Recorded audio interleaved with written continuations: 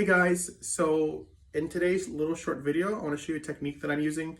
I glued this up yesterday, this leg for a table, and as you can see here, with the glue, it did move a little bit, and so I have a small lip.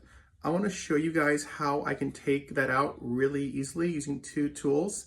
One you may have in your shop, another that you can easily afford, usually around 50 bucks. Let me show you guys real quick. So there's really three methods that you can do.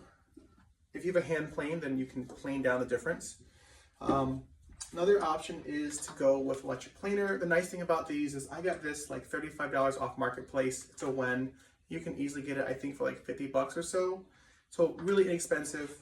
The thing I like about using a regular jointer is it's easier to register the thicker part.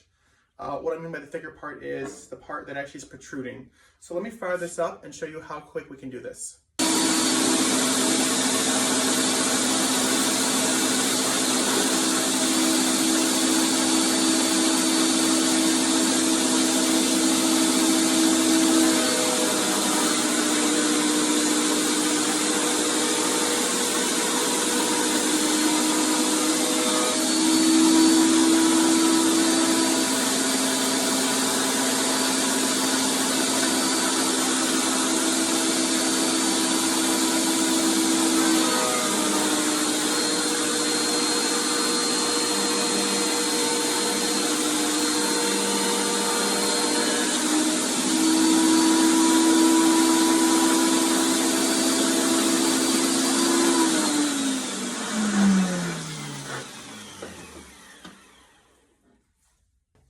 So as you saw, it was very quick and easy. It took one pass, and I think I had it just around a 64th of an inch, so very, very light pass.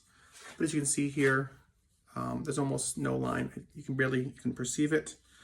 It's totally smooth, and that's the simple and easy way to smooth out the difference when you're doing a glue up for a leg. Now, one thing I like to do is when I'm gluing up, I always like to make these just a little bit bigger than the final dimension. That's just a good practice all around because, you know, you never know if there could be a defect or something can happen, maybe to replane it. So, you know, if my target size is say 1 inch by 1 inch, then I may try to go for 1 1/4 by 1 1/4 inch. That way I have a little bit of wiggle room in the final piece. So hopefully guys, this was helpful, and I will see you guys in the next one.